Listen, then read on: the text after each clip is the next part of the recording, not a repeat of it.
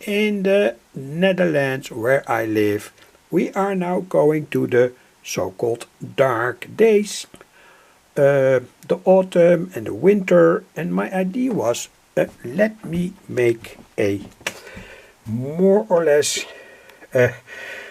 enjoying piece of light that can light up a little bit in the darkness, and want to show first how that works. So it really works quite okay. It's of course made with a multivibrator circuit, and you know, perhaps, that in all kinds of shops you can buy say a simple electronic circuit, costs approximately 2, 3, 5 euros or so, but of course I wanted to make this myself, and came to the conclusion that a multivibrator can in a certain way always fool you. That has of course not so much to do with the bright picture that I want to show in this video anyway. I made it by purpose with two BD139 transistors that are more or less medium power transistors, and of course I found, like you can always find, that the multivibrator didn't want to start. So when I added the voltage, it did not want to start. There are many reasons for that, but in this way it could be cured in a quite simple way by adding here that extra 1 microfarad non-polar capacitor. Here's a row of LEDs, and I think that this whole circuit also depends for a big part on the LEDs that I've used. I've ordered them in China.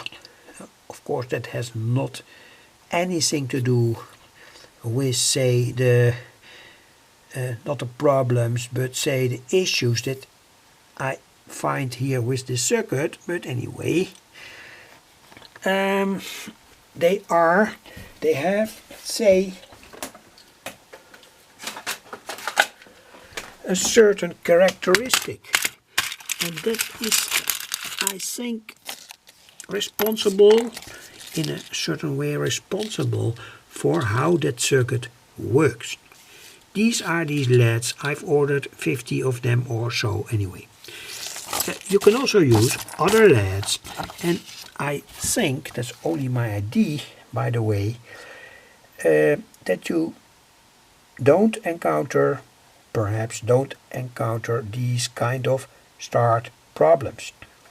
I tested it with a battery, 3 batteries of 1.5 volt in a row. It didn't work, so that's why I indicated here it works on 12 volts, and on 12 volt it works okay, very okay.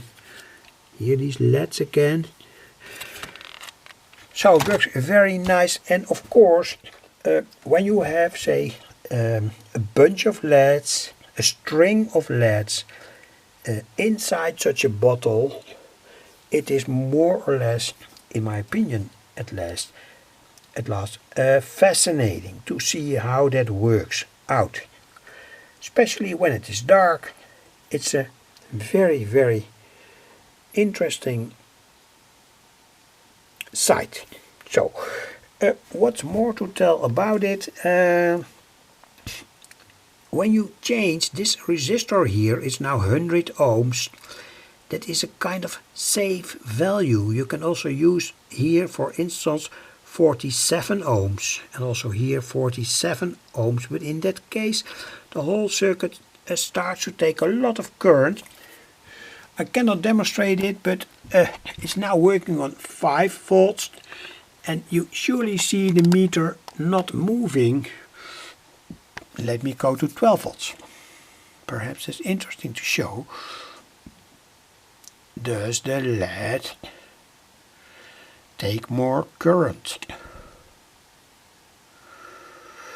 Now we are on 12 volts. 12 volts. And well, you see perhaps a small current moving, but I've tested it out and I've used here resistors of 33 ohms, and in that case you get, say, a quite high current. That's of course never the idea. It must be interesting. It must not take a too high current, such a circuit. But anyway, of course, when the voltage is higher, also the brilliance of such a circuit is higher. And you can surely see it here. These LEDs have, by the way, I think certain specific properties. I don't know, perhaps they are modern in a certain way. They are very bright. They can take quite a high current, and well, they also light up very bright. Anyway, do your own experiments. That's always my advice. Of course, you can also here surely use other types of light emitting diodes, be it green, be it yellow, etc., etc. Anyway, so not so much more to tell. Now I'm working on 12 volts. The current is not interesting, by the way. Anyway, the good idea is always, say, to supply such a simple circuit out of a power supply, and I'm absolutely sure that you can use, because this is an absolutely non-critical circuit, you can use, say, a USB charger or an old computer power supply to make this whole thing work. Anyway, thanks for watching. This was more or less everything.